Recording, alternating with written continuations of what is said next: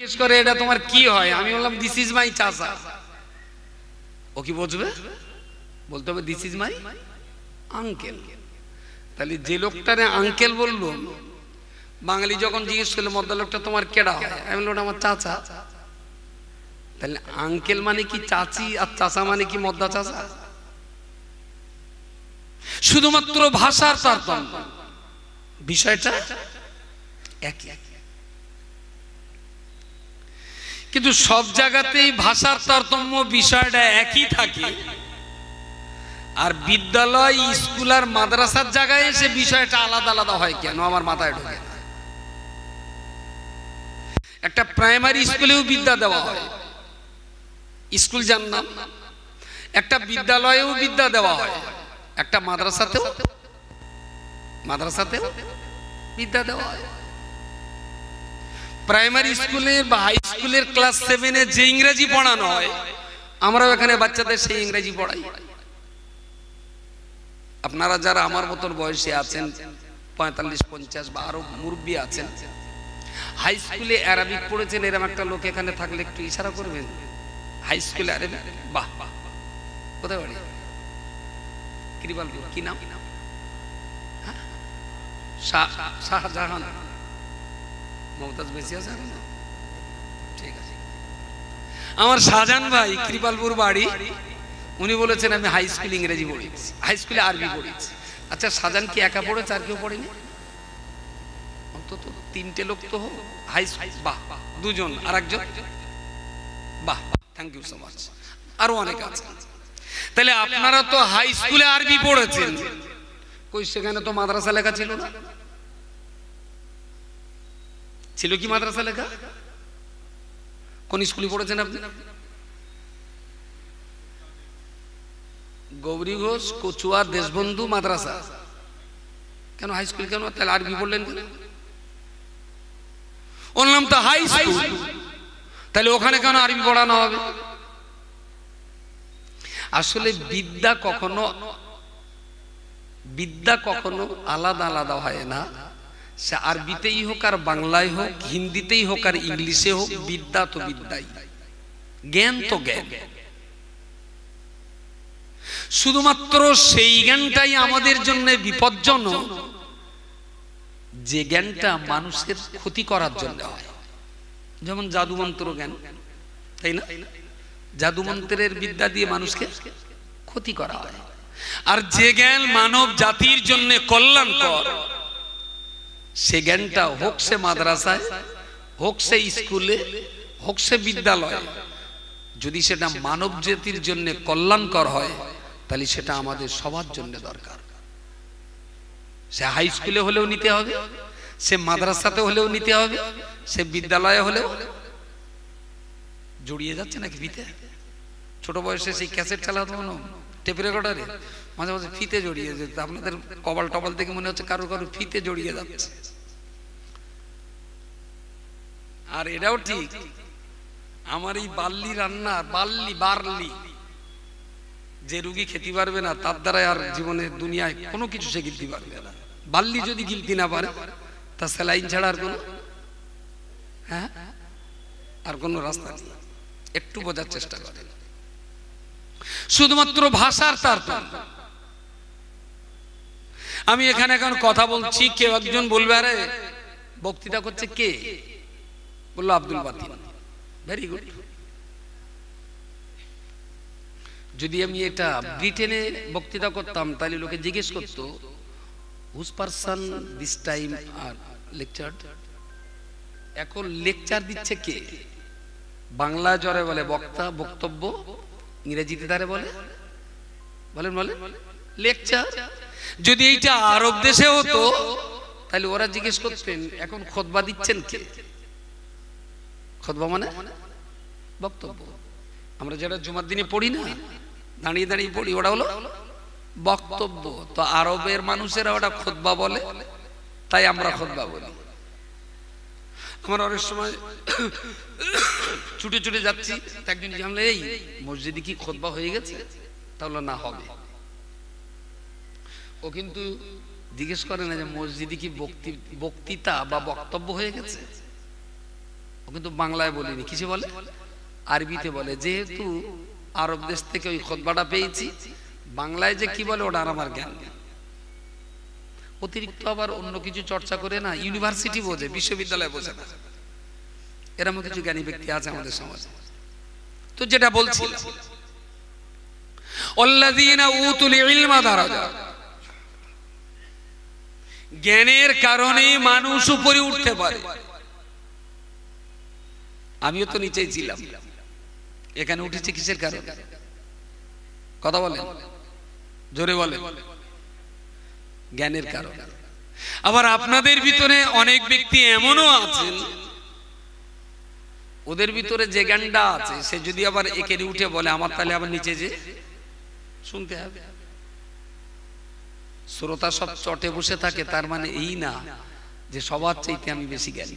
হয়তো একটা দিকে আমার একটু বেশি আছে, যেটা শ্রোতাদের নেই সেইটা আমি দেব। আবার শ্রোতার ভিতরে এমন অনেক জ্ঞান আছে যেটা আমার ভিতরে নেই।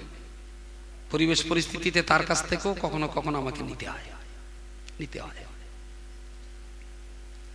তাহলে ভাষা যাই হোক না কেন, কোরআনের পরিভাষায় এটা তো বলতে হবে আল্লাযীনা উতুল ইলমা দারাজাত, যারা যত জ্ঞানী হবে তাদের মর্যাদার স্থান আল্লাহর পক্ষ থেকেই তত উঁচু জায়গায় হবে।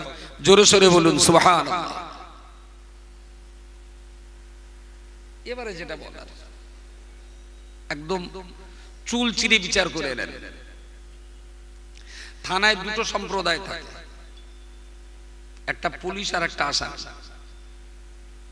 আর যদি বলি ফরিয়াদি, যে কেস করেছে, যার বিরুদ্ধে কেস করেছে, আসামি, ফরিয়াদি আর পুলিশ, তিনটে দল থাকে থানায়।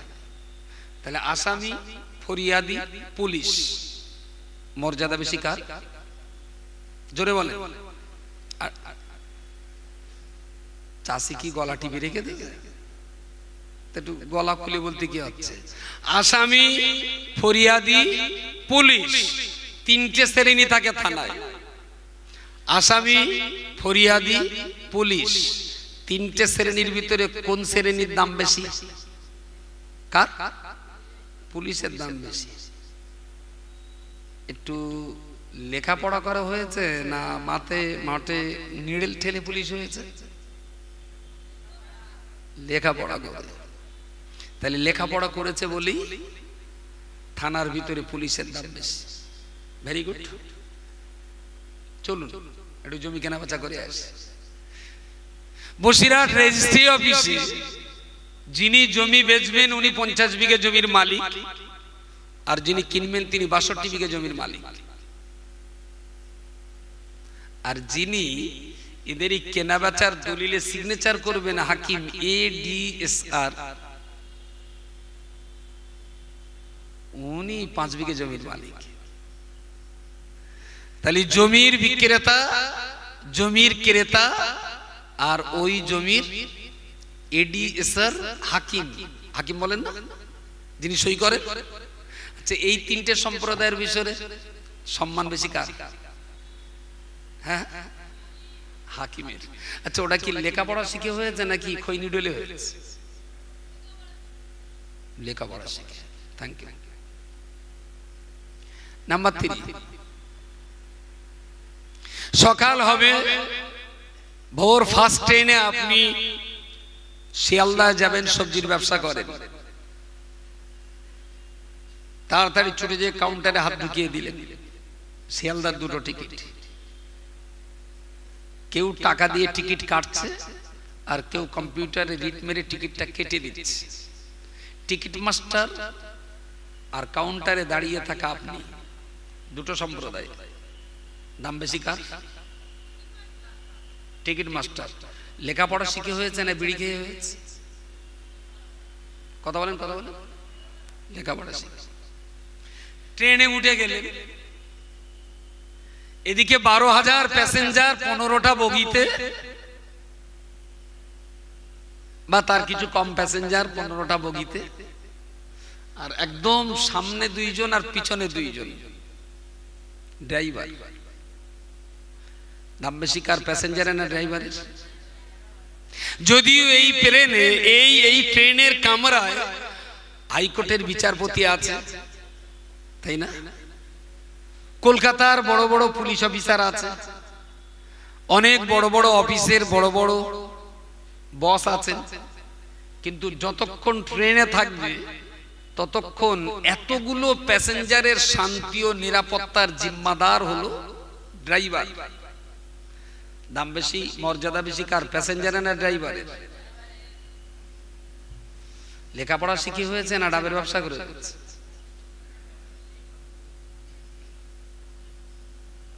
ডাবের ব্যবসা করে কেডা বলেছে? তুই বলেছিস? এই তুই বলেছিস? কেডা বলেছে? না, তাড়াতাড়ি না, নিশ্চয়ই খিচুড়ি একটু দুগাল বেশি খেয়েছিস। পেট ভরা থাকলে মাথার কাজ করে না, ভরা পেটে মাথা ঠিক কাজ করে না। আচ্ছা, জুমার দিনে 150 মুসল্লি সবাই বসে থাকে, আর একটা একটু হাবলা বোকা বানালো সামনে 3টে ধাপ উঠে একটা বই নিয়ে দাঁড়িয়ে দাঁড়িয়ে মানুষকে লেকচার দেয়। সবাই মুক্তাদি আর উনি ইমাম। মর্যাদা বেশি কার? লেখাপড়া শিখে হয়েছে না জল করে জাল টেনে? লেখাপড়া শিখে। আচ্ছা, মসজিদে আমরা যেটা দেখি, ট্রেনে আমরা যেটা দেখি, ঠিক একই অবস্থা আমরা দেখবো তো হসপিটালে। 500 রোগী বেডে শুয়ে আছে, 22টা ডাক্তার, কারো স্টেথোস্কোপ বুকে ধরে, কারো হাতে স্যালাইন ঢুকে দিয়ে, কারো এখানে ব্লাড মেশিনে দিয়ে, কারো মেশিনে তুলে দিয়ে ইসিজি করে। এই যে 18টা ডাক্তার পরীক্ষা করছেন, কাউকে স্যালাইন দিচ্ছেন, কাউকে ওষুধ খাওয়াচ্ছেন, কারো প্রেসার দেখছেন, আর 200-250 রোগী শুয়ে আছে। ডাক্তার আর রোগী, দাম বেশি কার? রোগীর না ডাক্তারের? মর্যাদা বেড়েছে গাঁজা খেয়ে না তেরঙ্গা খেয়ে? লেখাপড়া করে। এই যদি হয় সমাজের অবস্থান, এবারে যদি আমি সম্মানের কথা বলি, তাহলে যিনি টিকিট কাটেন তিনি সম্মানিত, যিনি ট্রেন চালান তিনি সম্মানিত, যিনি জমির দলিল রেজিস্ট্রি করেন তিনি সম্মানে বড়, যিনি ফ্লাইট চালান পাইলট তিনি সম্মানিত, যিনি মসজিদে খুতবা দেন তিনি সম্মানিত, যিনি কলেজে প্রফেসর তিনি সম্মানিত, যিনি ব্যাংকের ম্যানেজার তিনি সম্মানিত, যিনি পোস্ট অফিসের মাস্টার তিনি সম্মানিত, যিনি হসপিটালের ডাক্তার তিনি সম্মানিত, যিনি ধর্মসভার বক্তা তিনি সম্মানিত। এই সম্মানের জায়গা দখলটা কি টাকার জোরে হয় না জমির জোরে হয়? যা শব্দ হচ্ছে এই কোণা থেকে, আর এই কোণায় কটা বাচ্চা বসেছে নাবালক, আর এদিকে আপনারা যা বলছেন, আপনারা কি মামুদ দলে মামুদ জয়? আসলে এদের এত তাড়াতাড়ি বলে ফেলে দিচ্ছে যে আপনারা হালিবানি পাচ্ছেন। তাহলে শিক্ষা ছাড়া পৃথিবীতে মর্যাদার জায়গা দখল করবার দ্বিতীয় কোন রাস্তা নেই। আমি নাম বলবো না, কোন একটা জানা যায় গিয়েছে, তার এক ছেলে উকিল, এক ছেলে ডাক্তার, আর এক ছেলে বোধহয় ভিডিও টিডিও এরম হবে, 4টে মাস্টার ছিল। বুড়ো মরে গেছে, টান টান হয়ে আছে উত্তর দক্ষিণে শুয়ে। আমি গেলাম, আমি বললাম তা জানাজা পড়তে গেলেও তো ওর ছেলে পিলে যারা, ওদের পারমিশন লাগে একটু, তা ডাক বললাম,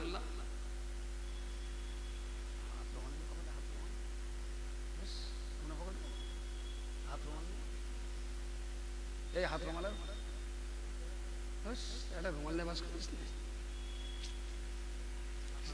একটা হাত রুমাল আছে কারোর কাছে? হাত রুমাল দেন, দেন, ফেরত দেবেন, ফেরত দেবেন। হয়তো মনে করতে একেবারে যায় কি, তা আপনি আবার উঠে আসছেন।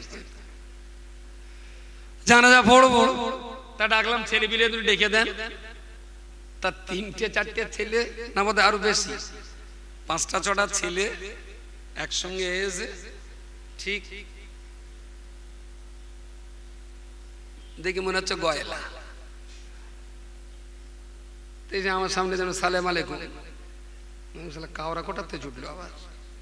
সালাম আলাইকুম। তা জিজ্ঞেস করলাম যিনি মরে গেছেন, তা বলছে উনি আমার বাবা, মা ঝাঁটার বাড়ি, আব্বাও বলতে পারলো না। তা পাশে একজনে জিজ্ঞেস করছি কি করেন, তা বলছে উনি কোর্টের ওকালতি করেন। বলছি আর পাশে একটা সেরা ভাই সব রোমালগুন। আচ্ছা আমার কিরম দেখাচ্ছে বলেন, গয়লা গয়লাবে না ভাবনা। আচ্ছা এতে তো পায়ে ময়লা লেগে মোচা হয়, ভাত খেয়ে হাতের ইটও মোচা হয়, নাকে শিখে নিয়ে আসবে, খুব মাল জালেতে ঝেড়ে দেওয়া হলো। টুপির জায়গায় কি এটা যাওয়ার যোগ্যতা রাখে? টুপির জায়গায় তোর ভাই টুপি না থাকে, খালি মাথায় নামাজ পড়। তোর কেটা বলেছে নাক মোছা রুমাল মাথায় দিতে? টুপি মাথায় না দিলে কি নামাজ হয় না?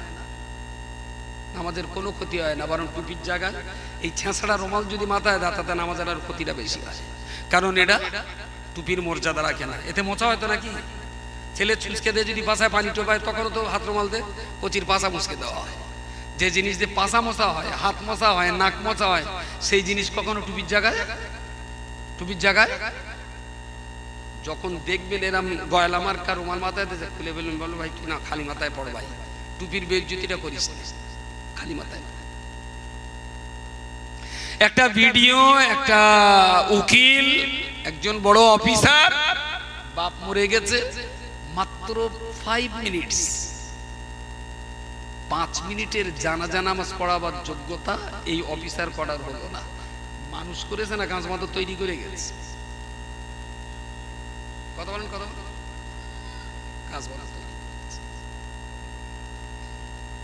এটা যদি ঠিক হয়, ডাক্তার, মাস্টার, ইঞ্জিনিয়ার, উকিল, ব্যারিস্টার, মুক্তার হতে ইসলাম একদম বারণ করিনি, তার মানে এই নয় ইসলাম এটাও বলে যায়নি তুমি বড় অফিসার হও আর বাবা মরার পর ভাড়া করা মুন্সিবদের জানাজা পড়াও, এটাও ইসলাম বলিনি। অফিসার হওয়াটা যদি জ্ঞান হয়, তাহলে নামাজের ইমামতি করতে গেলে যে সামান্য জ্ঞানটুকু লাগে এটাও জ্ঞান, আর এটাও শিক্ষা করাটা ফরজে আইন, এটাও ফরজে আইন। আমার বাপের জানাজা লোকে পড়বে কেন? আমি পড়ি, আমি পড়বো আমার বাপের জানাজা, লোক দিয়ে কেন পড়াবো? আমার বাপের বিপদ, আমার বাপের কষ্ট, আমার বাপের মুসিবত আমি যতটা বুঝবো পৃথিবীর কেউ কেউ কখনো বুঝবে না। আমি দেখেছি দুই এক জায়গায় ওই খানাসাদি হয়, দোয়াদানি হয়, তাই বললাম ছেলে পিলিকে একটু ডাকো, দোয়া হবে। তাই এখান থেকে হেঁকতেছে, ও তখন বালতি এনে দৌড়চ্ছে। গোলাম আলী বলে হাঁক দিলে, গোলাম আলী ওখান থেকে কি বলছি বল, তাই হুজুর একটু দেখতে হলো তোর বাপের কবর জিয়ারত করে, বলতে হুজুর সেরে নিতে বল, আমি এখন খুব চাপে আছি। আচ্ছা বলো, ওর বাপের জন্য আমি গেছি দোয়া করব, ও গরু নিয়ে টানাটানি করতেছে আর আমি ওর বাপের নিয়ে টানাটানি করবো। আমার মতন জানোয়ার পৃথিবী তার দুটো আছে। আর উরির কবরের ধারে গিয়ে আমার বলতে হবে, আল্লাহ রহমতুল্লাহ মরে গেছে, তুমি ওর কবরে শান্তি দাও। আবার একটু খুঁতখুতো করতে হলে টাকা কম দেন, একটু ধ্যানা শিখান করে একটু খুঁতখুত না করলে আবার টাকা কম দেবে। আর যদি বেশ বড় লোক পেনা হয় তাহলে বলতে হবে, আল্লাহ তুমি তো রহমতুল্লাহ জান্নাত দেছো, আরো জান্নাত দাও। গোলাম আলী দেখলো আমার বাপ তালি জান্নাত পেয়ে গেছে, এটা মাথে নিকাশ খবর আছে, দে 20,000 টাকা ছেড়ে দে। আচ্ছা এই পরের খুঁতখুত করা কান্নায় বাপের কিছু হবে বলে মনে হয়? বাপের কিছু কি বলে কেলা কেলা কিছু হবে। এতগুলো ছেলে লেখাপড়া করালো, কিন্তু খুবই দুর্ভাগ্য বাপের সওয়াব রাসনি করার মতন এই জ্ঞানটুকু বাপ তার বাচ্চা করারে দিল না।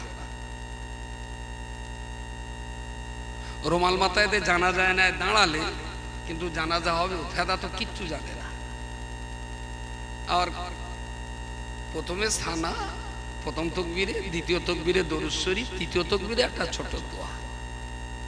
কত ফার্স্ট ক্লাস দোয়াটা!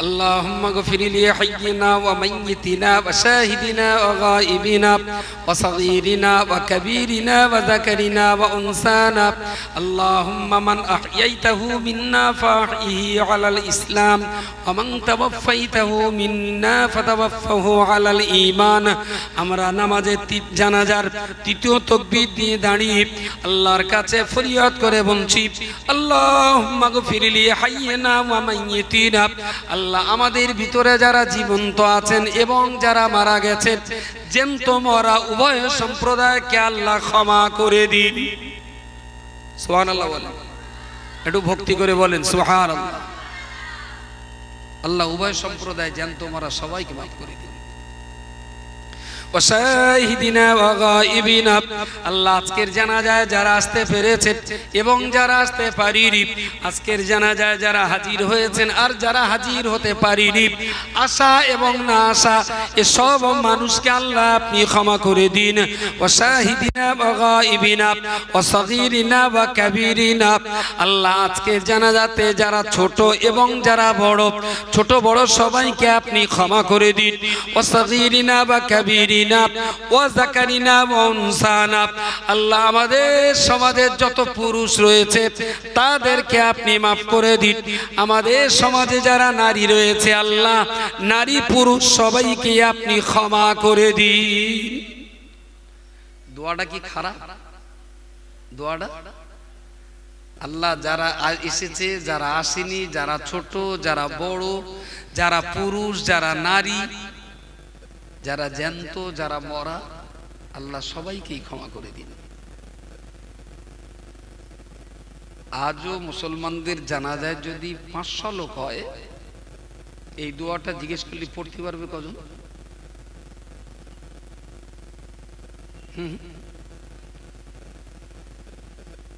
তুই নাই জানিস না তাই বলি কি দেশের কেউ জানে না 500 লোকের ভিতরে কজন জানতে পারে ভাই এই দোয়াটা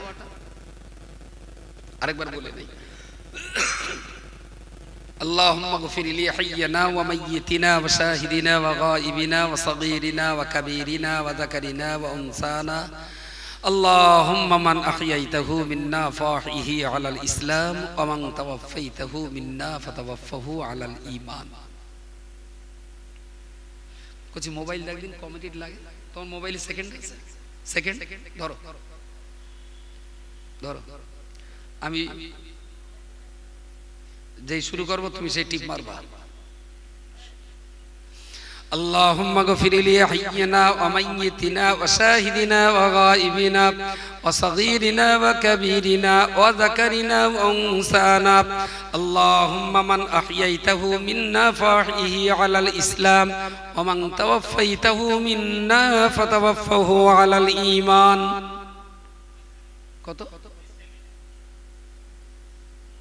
19 সেকেন্ড উরি খোদা এতটা টাইম 1 মিনিটই 3 ভাগে রাখবা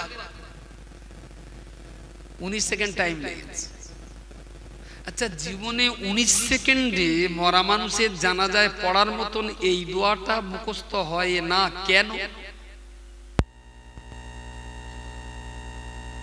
দারুণ সুন্দর কথা বলেছে এই কোচাই ওঠ মাথা তো তোর নাম কি কি নাম জোরে বল সামিরুল ইসলাম বাহ মাথা নিচু করলে কেন তুই তো ভালোই বলেছিস মাথা উঁচু করতে থাক বলেছে চেষ্টা করিনি তাই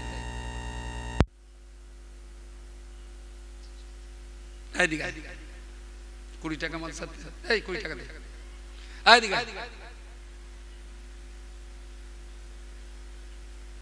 এখানে দুটি হ্যাঁ ওরে না রে 20 টাকা চাইছি আচ্ছা পরে দিস কোন ডাক কি দে রে পুরনো নোট বাদ দে নতুন নোট লাই তুই যা আমি বলেছি মাত্র 19 সেকেন্ডের এই দোয়াটা সত্যি করে বলেন আমাদের মুখস্থ হয়নি এই 500 এর ভিতরে কত লোক পড়তে পারবে বাচ্চারা বাদ দেন আপনারা বলেন কতজন পারবে 500 এর ভিতরে হ্যাঁ খুব টেনে টুনে 100 জন তো 400 লোকের যদি ঘাড় ধাক্কাতে বার করে দেওয়া হয় তো তোর যখন হাঁড়ি ফুটো ওতে দুধ লিস নেবে এখান থেকে, খুব কি পাবা দোয়া দেয়নি যখন জানে না, বেকার জানাজার জায়গা নষ্ট করবে কেন? আমি বলেছি দোয়াটা 400 লোকের মুখস্থ হয় না কেন? কচি বলেছে চেষ্টা করে না তাই। ঠিক বলেছে না ভুল বলেছে? বয়সটা ওর কম কিন্তু দাদুর মতন উত্তর দিয়েছে। এলে কত টাকা তুই খাবার খাবি আর একটা জামা কিনবি, আর যদি পয়সা মাছে মার জন্য খাবার লে যাবে যা।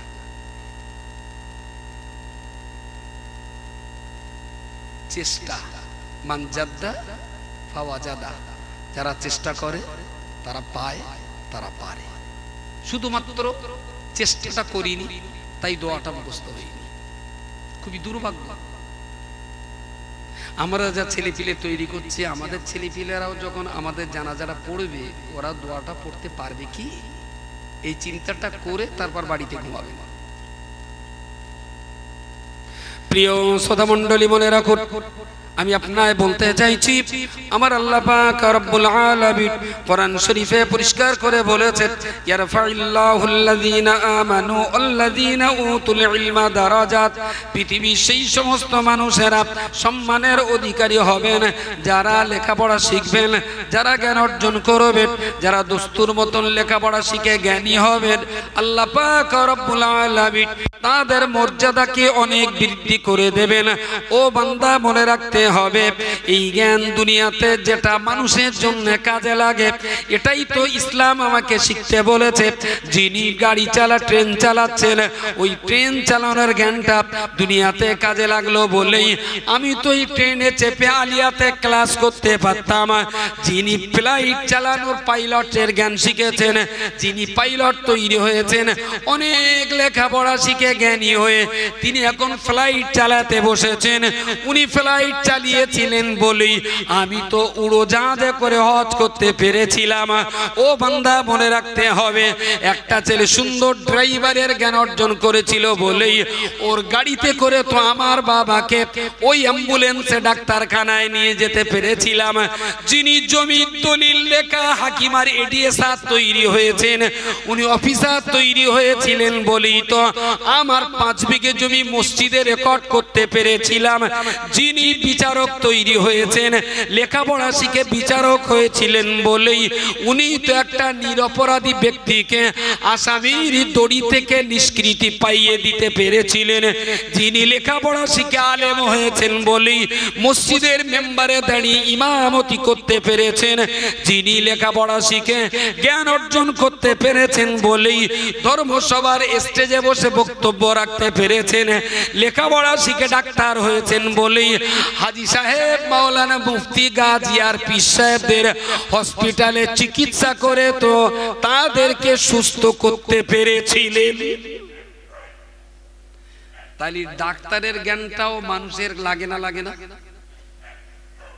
ডাক্তারদের যে জ্ঞান, ও জ্ঞানটা মানুষের উপকারে।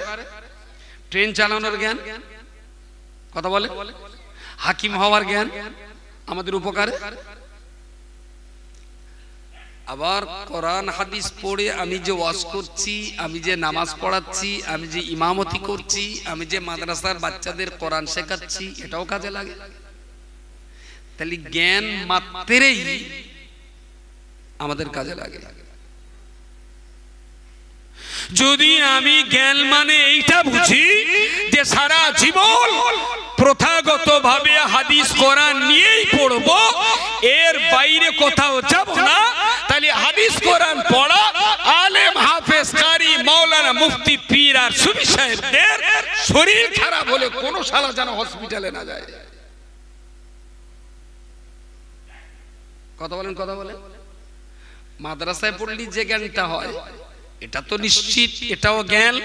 কিন্তু আমার মতন বক্তা এক্ষুনি হঠাৎ যদি হাত পা ছেড়ে দিয়ে পড়ে যায়, সবাই ধরে কি আমার শ্মশানে যাবে? কোথায় যাবে? হসপিটালে নিয়ে যাবে, ডাক্তারের কাছে।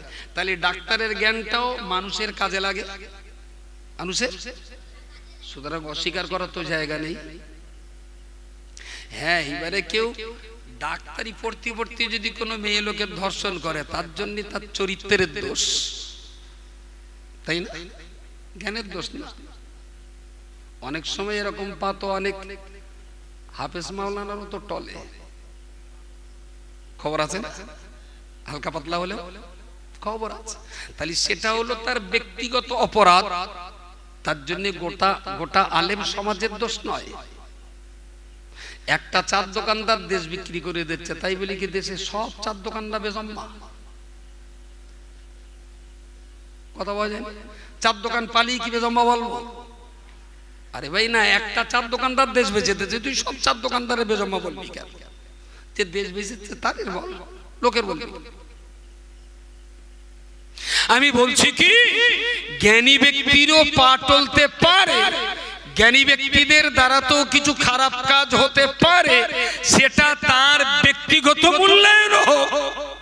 ওই জ্ঞানী সমাজের সবাইকে কেন দোষারোপ করা হবে? আমি আবার বলছি, পুলিশ কিন্তু ঘুষখোর।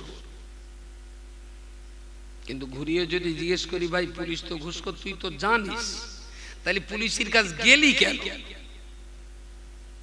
ও তো ঘুষখোর, তুই না গেলি পারতিস। আমি কি ইচ্ছা করে গেছি? আমি তো কি করে গেলি? তাহলে ভাত ধরবো, বড্ড উল্টো পাল্টা গাল দিচ্ছ বলে দূর করে সেই হাতে দাস হলো দিছি কুপকে খায়।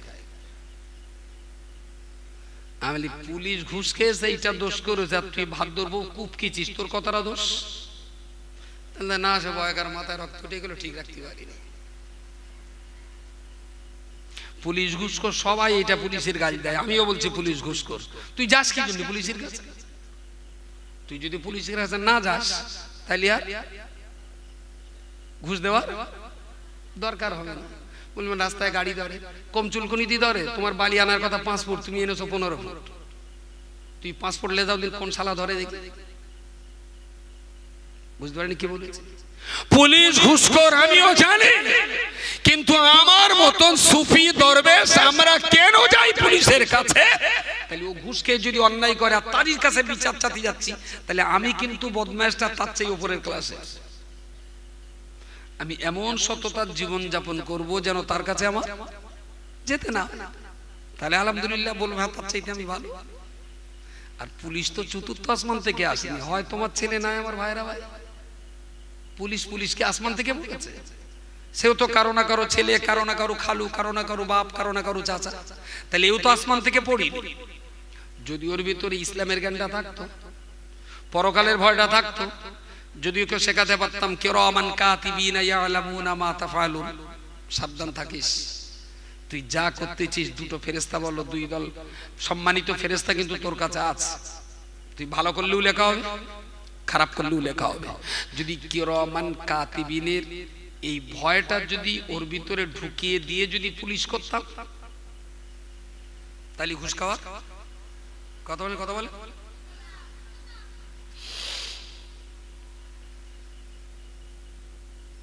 আমাদের সমাজে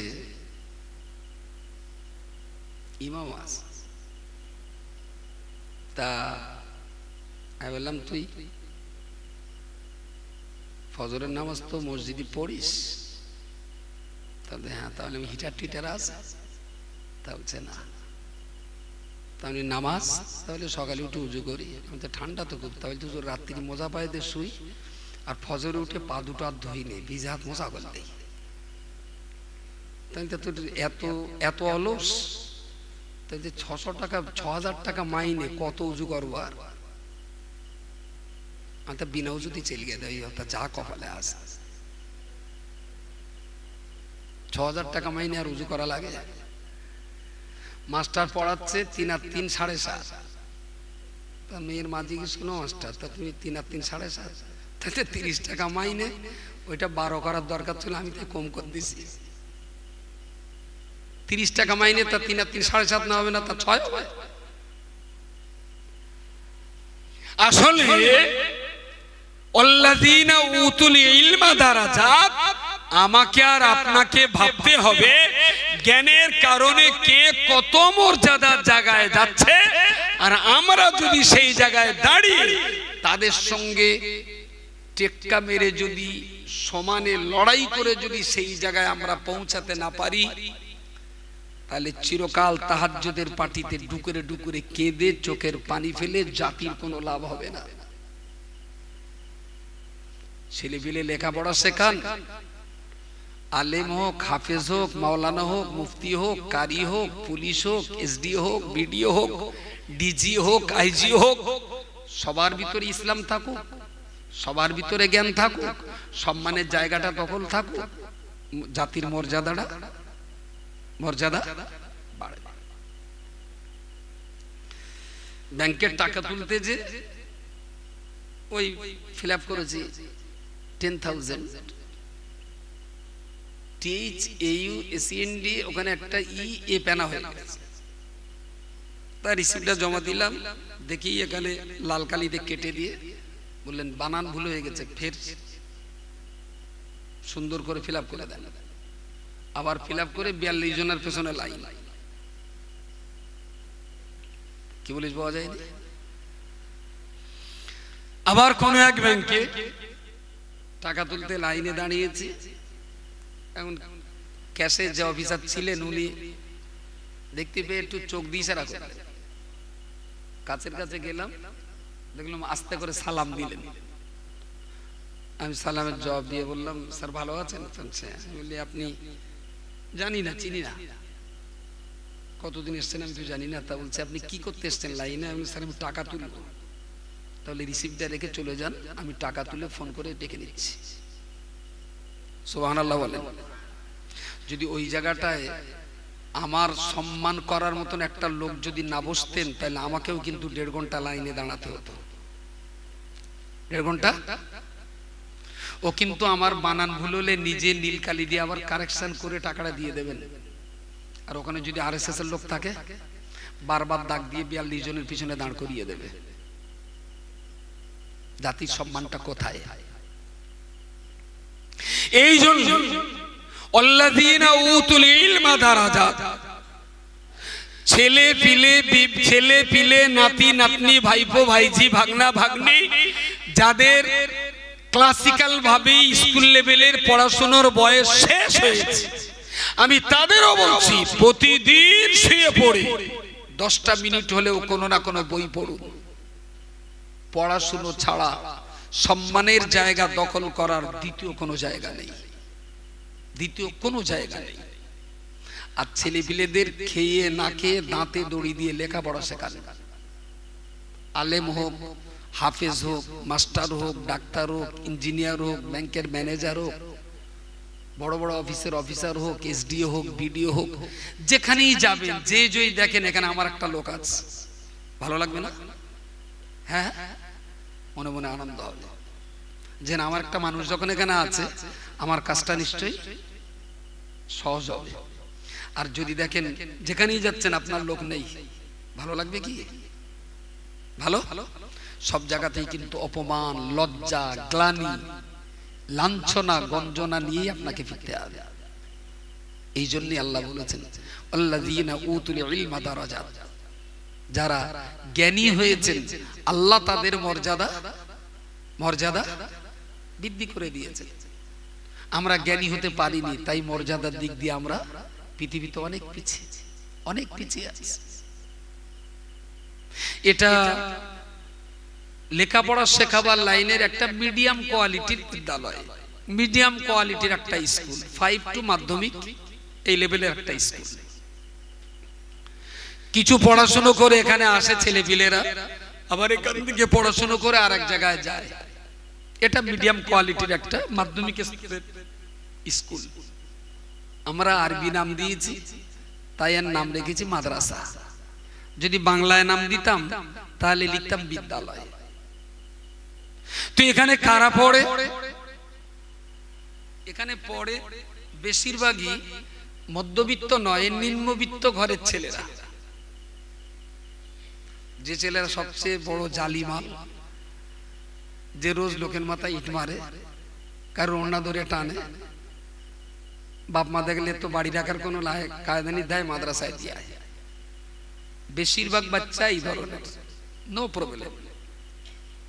এই বাচ্চাগুলো দুষ্টু প্রকৃতির, তাই বলে কি ওরা লেখাপড়ার ছোঁয়া থেকে বঞ্চিত হবে? ঠিক আছে, তাই দেয়। সমাজের সবচেয়ে খারাপ বাচ্চাগুলোই আমাদের দেয় না, কোনো অসুবিধা নেই। ভাই সুন্দর সুন্দর সোনা দিয়ে সুন্দর গহনাও তো সবাই পায়, তাই না? কিন্তু যদি বলে মাটি দিয়ে একটা সোনার গহনা করা, ঠেলা তো ওখানে। তাহলে ভালো ঘরের ভালো বাচ্চা মানুষ করা তার চাইতে অনেক বড় যোগ্যতার পরিচয় হবে যে খারাপ ঘরের খারাপ বাচ্চাকে মানুষ করা, তাই না? মাদ্রাসাগুলোতে আমরা সেই কাজই করি এবং এতে আমাদের আনন্দ খুব। 100-র ভিতরে 95 পাওয়া, 98 পাওয়া, 90 পাওয়া, 85 পাওয়া, সেসব বাচ্চা কাচ্চা বড় বড় হাই স্কুলে, বড় বড় মিশনে, বড় বড় জায়গায়। আমাদের কোনগুলো দেবে? অংশে 100-র ভিতরে 22, ইংরেজিতে 100-র ভিতরে 13.5। আমি বলছি ভাই তাই, ওই বেঁকা সোরা ভাঙা সোরা হাটপুরো টঙ্কারাগুলোই আমাদের দেয়। যদি মাদ্রাসা না থাকতো তাহলে এই বাচ্চাগুলো কোথায় যেত? কথা বলেন, কথা বলেন।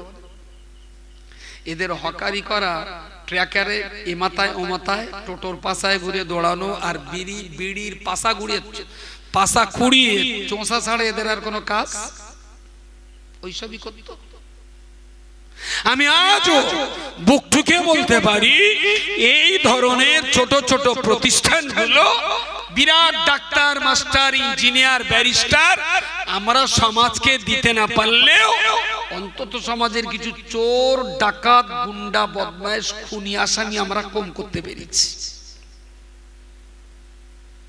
এখানে অনেক বাচ্চা এমন আছে যার বাপও নেই, মাও নেই। আমার মা ওর বাচ্চাটা নানির কাছে রেখে সে আর একটা ভয়াকার ধরে বোম্বে চলে গেছে। ভয়াকার বোঝেন না? পরে বলবো, বুঝে নেন। আচ্ছা, এই বাচ্চাটা ওর নানির কাছে, ওর নানি এসে হুজুরিদের যাও, হুজুর হুজুর আঙ্গা বক্কারে ছেলেটা লাও না, তা তঙ্গা বক্কার, আঙ্গা বক্কার মরে গেছে, তা তঙ্গা বক্কারের শৌরির মেয়েটা কচির মা, তাহলে ওর মা সে আর একটা বক্কার ধরে বোম্বে চলে গেছে। আঙ্গা ফুটু কি জ্বালাচ্ছে, আমি বাড়ি রাখতে পারতি না। দুবেলা এর গাছের আম পেড়ে খাচ্ছে, ওর গাছের রস পেড়ে খাচ্ছে, দুবেলা লোকে বিচার করতেছে। তা দাও আঙ্গা, তোমরা ফুটু ডাঙ্গা কাজ দাও। সেই সব টেরা বেকা মাল নিয়েই যা তৈরি করছি, এরাই তো একদিন চৈতে জামে মসজিদের ইমাম হবে, অস্বীকার করার জায়গা আছে। সুতরাং বিরাট বিরাট ডাক্তার, মাস্টার, ইঞ্জিনিয়ার আমরা সমাজকে না দিতে পারলেও অনেক চোর, ডাকাত, গুন্ডা, বদমাইশ, খুনি, আসামি আমরা কম করতে পারছি এই গরিব প্রতিষ্ঠান মাদ্রাসাগুলোর মধ্য দিয়ে। এটা সমাজের অনেক মানুষ খবর রাখে না, অনেক মানুষ খবর রাখে না। শুধু বলে তোমরা মাদ্রাসায় পড়ে কি কামাই করতেছ বলো। মালিকপুর হাই স্কুলে 1 বছরে গভর্নমেন্টের কত টাকা খরচ, আর আমাদের এই মাদ্রাসায় 1 বছরে কত টাকা খরচ। ওখানে কত টাকা খরচ করে কড়া ডাক্তার, ইঞ্জিনিয়ার তৈরি হয়েছে, আর আমাদের এখানে কত টাকা খরচা করে কত অমানুষকে মানুষ তৈরি করেছি। যদি হিসাব কষা হয়, আমি আজও জ্বলন্ত আগুনে দাঁড়িয়ে বলবো হাই স্কুলের চাইতে মাদ্রাসাগুলো 85% বেশি সফলতা আছে, অস্বীকার করার জায়গা নেই। যদি টাকার হিসাব করা হয়, এক একটা মাস্টার বাইরে 70,000, 80,000, 85,000 টাকা স্যালারি, আর আমাদের এখানে 8,975 টাকা 86 পয়সা বেতন, 33 মাস বাকি। এখানে যারা মাস্টার আছে বুঝতে পারিনি আমার কথা, 7,000, 8,000, 9,000 টাকা মাইনে, তাও আবার বাকি। তারপরেও এত কম স্যালারির পরেও তারা চেষ্টা করছে এই অমানুষগুলোকে তিল তিল করে, আদর করে, যত্ন করে, বকে ধমক দিয়ে একটু মেরে ধরে তাদেরকে সমাজের মূল স্রোতে ফিরিয়ে আনার এই যে লড়াই চলছে, শুধু পরকালের একটা বিরাট পুরস্কারের নেশা আছে, তাই মাস্টারেরা অল্প পয়সায় মাদ্রাসায় কাজ করে। যদি এর পিছনে পরকালের কোনো নেশা না থাকতো, ঘোড়ার ডিম মাস্টারের এখানে হিসু করতেও আসতো না। এখানে পড়াবে কেন? কেঁদোর কাঁটায় সকাল বিকাল 4 ঘন্টা ডিউটি করলে 15,000 টাকা মাইনে দেবে। কাঁটার মুহুরিদের মাইনে কত? 12-13,000, 15,000 আছে। আর যদি জলকরের মুহুরি আরো বেশি পাবে, তো ওরা লেখাপড়া শিখে এখানে পড়াবে কেন? ওখানে মুহুরি করবে যদি শুধু টাকার দরকারই হয়। এখানে পড়ায় অল্প টাকা হলেও পরকালে একটা কিছু তাদের পাওয়ার অনেক সাধনা আছে, তাই তারা এই কাজটা করে। আপনারা যারা এই প্রতিষ্ঠানটাকে তিল তিল করে এতদূর পর্যন্ত নিয়ে এসেছেন। আমি যখন চৈতে প্রথম ভর্তি হই, এপাশে একটা সেই রোহিঙ্গাদের মতো লম্বা বিল্ডিং ছিল, মনে আছে? চাঁচ দেখেরা আর টালির চাল, ওই ওই আম গাছের গোড়ার থেকে ওই দিকে, মনে নেই নাকি? আমার বয়সে সব কি মরে গেছে? ওই লম্বা ঘরে ওই ওমাতার দিকে রান্না বান্না করে ভাত ডাল তরকারি ওখানে রাখা হতো। আর ওই হাঁড়ি কুড়ির পাশে আমার থাকার জায়গা ছিল, ওখানে থাকার জায়গা ছিল। আর এই শ্মশানঘাটের মাঠ ছিল আমাদের খেলার। আর যেদিন লাশটা আসতো আমাকে বিরাট আনন্দ হতো, লাশ কত ঠেঙ্গিয়েছি ওর কাছে। চৈতে দারুস সুন্নাহ মাদ্রাসা আমি নিয়ে এটা জীবনের এক বিরাট স্মৃতি বয়ে বেড়াচ্ছে, বিরাট বড় স্মৃতি। আমার জীবনের প্রথম ঘর ছাড়া প্রতিষ্ঠান হলো এই মাদ্রাসা, এখানেই থাকতাম। আর আমাদের তখন পায়খানা জায়গা ছিল সেই জলকরের ইয়ে খালের পাড়ে, এখনো আছে, এখন ওখানে ভিতরে হয়ে গেছে। উফ, কত আগা এগিয়েছি, কোনোদিন চেম্বার ভর্তি হলো না ওই খালের পাড়ে, এখন তো ভিতরে হয়ে গেছে। বাচ্চারা তো এখন অনেক সুখে অনেক শান্তিতে। আমি বলছি কি, আমার এখানে যখন আসি আমার বয়স তখন 9.5-10 বছর, আজকে আমার বয়স 50। কারণ আমার হিসাবে মাদ্রাসার বয়স 40, তারও আগে, তাই না? তারও আগে এই মাদ্রাসা প্রতিষ্ঠা। আলহামদুলিল্লাহ, এতদিন ধরে যারা তিল তিল করে অর্থ দিয়ে, সময় দিয়ে, শক্তি দিয়ে, মেহনত পরিশ্রম করে এই প্রতিষ্ঠানটাকে ধরে রেখেছেন, বহু মানুষ চলে গেছেন। এই প্রতিষ্ঠানের খাদেম উল্লেখযোগ্য বিশিষ্ট একজন ছিলেন কড়াপাড়ার মরহুম মকবুল সাবদার চাচা, তাই না? সাবদার চাচা কেউ চেনে না নাকি? হ্যাঁ, তা চুপ করে বসে রয়েছেন কেন, কথা বলেন। সাবদার চাচার এখানে একটা করে একটা বাড়ি ছিল, এইদিকে না ঘর কত একটা ছিল। হ্যাঁ, কোথায়? মাটির ঘর ছিল, ওখানে থাকতেন, আমাদের খুব উনি দেখতেন। আর আমার মোশাররফ চাচা প্রতিদিন সকাল সন্ধ্যা আম্মাজির কবর জিয়ারত করতে আসবেন। যখন যতটা পারতেন এলাকার মানুষ সবাই মিলে সহযোগিতা করতেন এই মাদ্রাসাটার। এটা বলো অনেক শখ ও স্বাদের প্রতিষ্ঠান। এটা কিন্তু চৈতে বাহাজের ফসল, তাই না? চৈতার মাঠের বাহাজের ফসল হলো এই মাদ্রাসা। তো আপনারা যারা এতদিন ধরে এই প্রতিষ্ঠানটাকে দেখভাল করে এসেছেন তাদেরকে অসংখ্য ধন্যবাদ। যারা কবরে চলে গেছেন আল্লাহ তাদের কবরগুলোকে নূরে মুনাওয়ার করে দেন, বলুন আল্লাহুম্মা আমিন। যারা আজও হায়াতে বেঁচে আছেন তাদেরকে আল্লাহ অধিক পরিমাণে শিক্ষার এই খেদমত করার তৌফিক আল্লাহ নসিব করেন, বলুন আল্লাহুম্মা আমিন। আমি বিদায়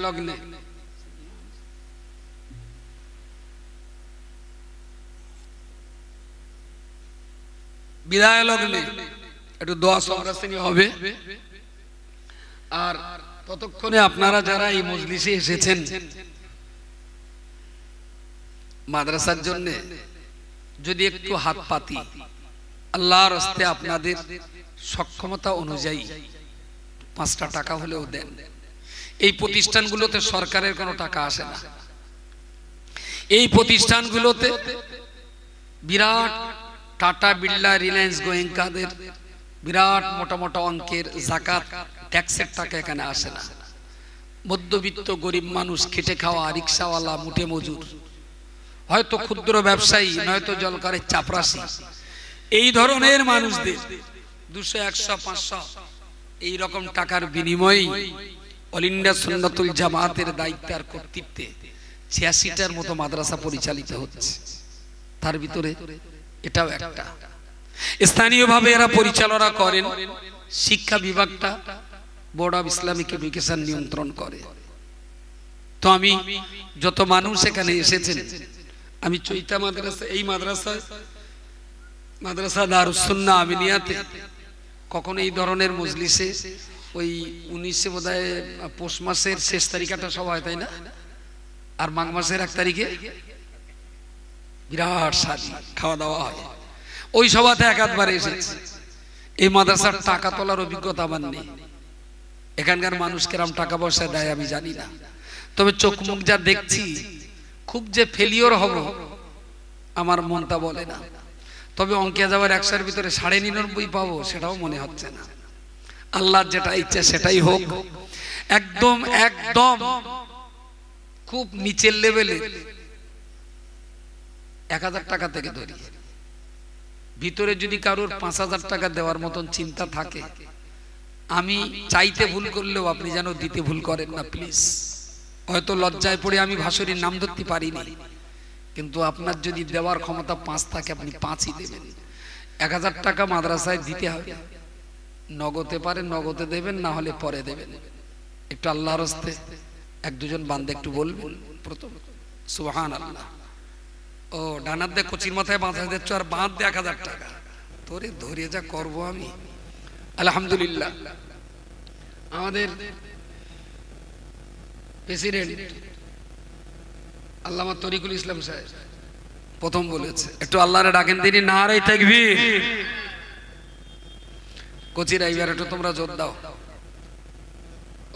মাশাআল্লাহ মাশাআল্লাহ